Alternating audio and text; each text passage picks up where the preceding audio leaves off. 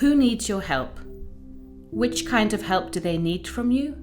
And how can you make sure that you provide quality support and provide a sense of safety and dignity while helping them? These are the questions the Mental Health and Psychosocial Support Framework will help you to answer. Whether you are a staff member planning a programme, an evaluation team, or a volunteer, the Mental Health and Psychosocial Support Framework can help you analyse the needs, the capacity and skills required by volunteers, the objectives of your mental health and psychosocial support work, and assist you to see this work in a broader perspective. The framework is relevant for all volunteers, individuals, groups and communities operating in all contexts and not only in emergency contexts. Thereby it is different from the Interagency Standing Committee pyramid that some of you might be familiar with, which is only relevant for emergency contexts. The foundation of helping people with mental health and psychosocial support needs is the protective circle. If you want to help address people's mental health and psychosocial support needs, you need to make sure there is a protective external environment around them. Protection means helping people to assess their rights in accordance with international human rights law, the Geneva Conventions, and refugee law. This is especially the case for people living with mental health conditions and psychological distress, who are often discriminated against and struggle to access the necessary services.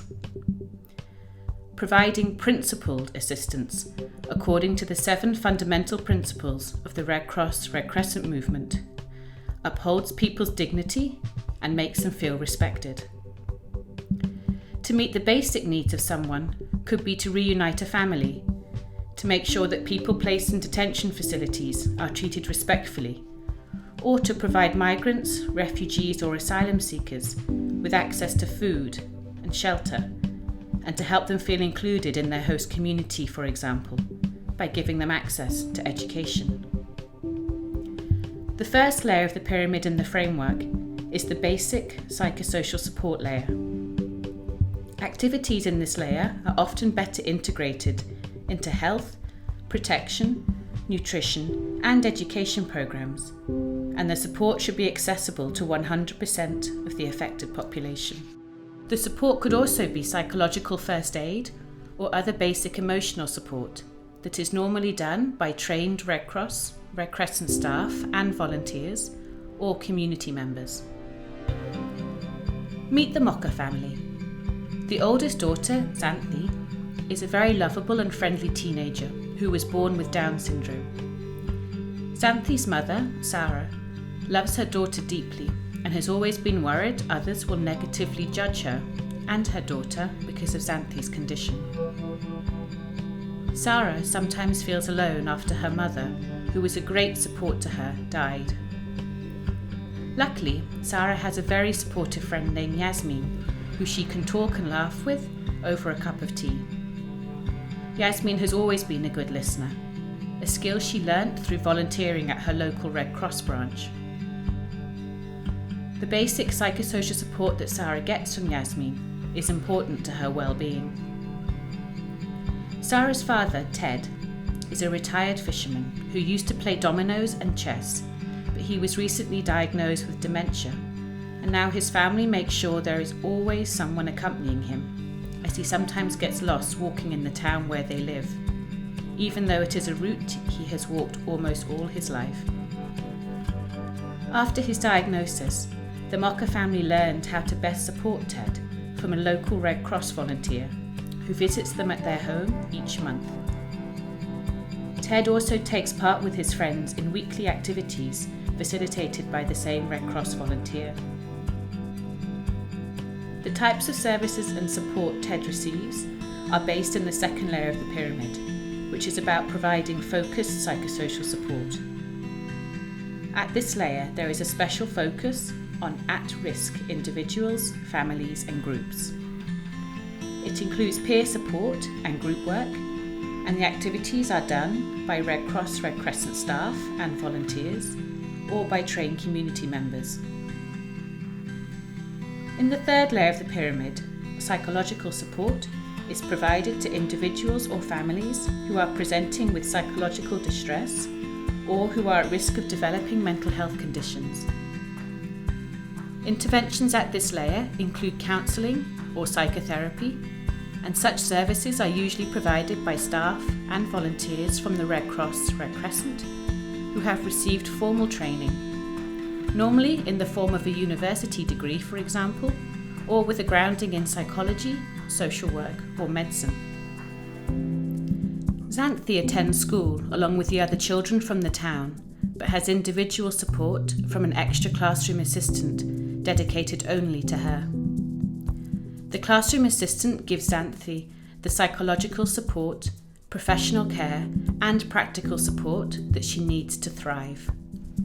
The top layer of the pyramid is called specialised mental health care, and this is required by a smaller percentage of the population. It includes clinical care and treatment for individuals with chronic mental health conditions and for people suffering from severe distress. It could, for example, be clinical care for people living with a pre-existing mental health condition, treatment for survivors of torture or sexual violence, or alternative approaches to drug therapy. These services are usually provided within state healthcare or social welfare systems, and also, in the case of the International Committee of the Red Cross and for some national societies, in detention facilities as well.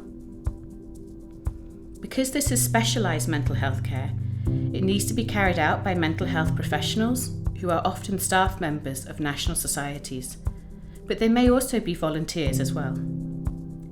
In order to provide these services, formal professional qualifications are required, again in the form of a university degree, but they are also coupled with extensive amounts of clinical supervision and require a particular skill set. Sarah works at a pharmacy where she meets a lot of foreigners that recently came to town. She thinks that many of them are addicted to pain medicine. She can tell by looking at their eyes and by observing their behaviour as they queue in the pharmacy. They seem bored, anxious, hyper-alert, always moving, and absent or distant when you try to speak to them. Sarah feels that she does not have the professional skills to offer them advice, but luckily, she does know who to talk to. At the local Red Cross branch, they will know how to help these people and know who to refer them to for the support they actually require.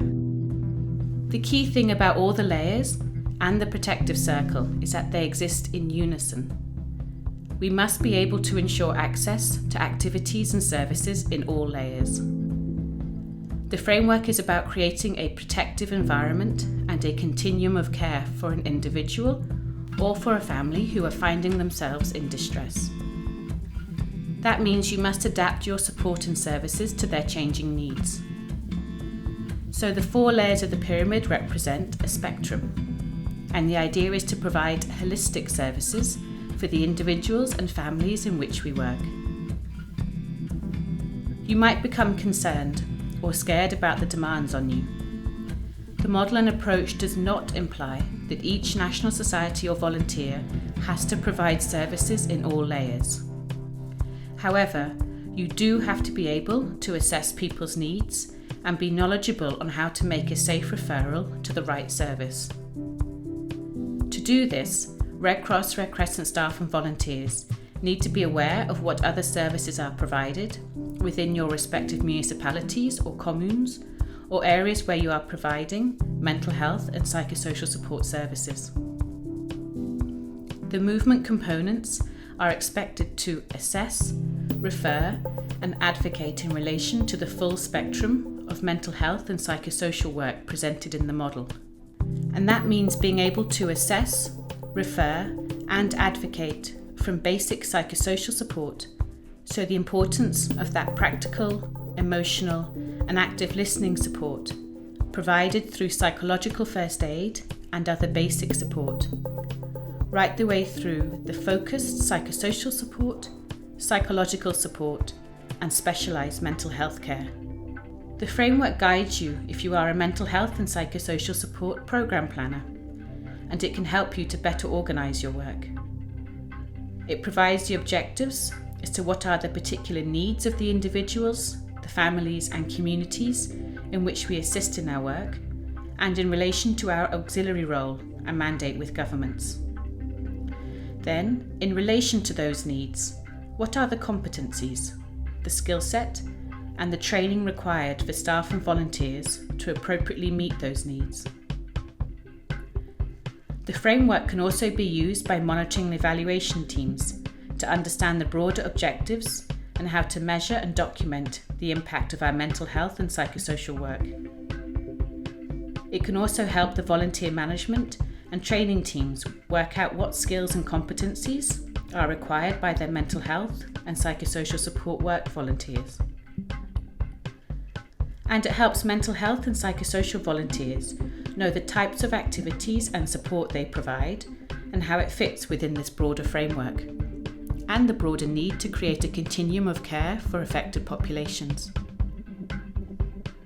The monitoring and evaluation outcomes are part of the broader framework to help you orientate the work that you do, to provide the bigger perspective, the justification, and the evidence base for your work, so that you can help document the positive changes that you are having on individuals and families. The Mental Health and Psychosocial Support Framework will help you make a difference for people in distress. Let's act together.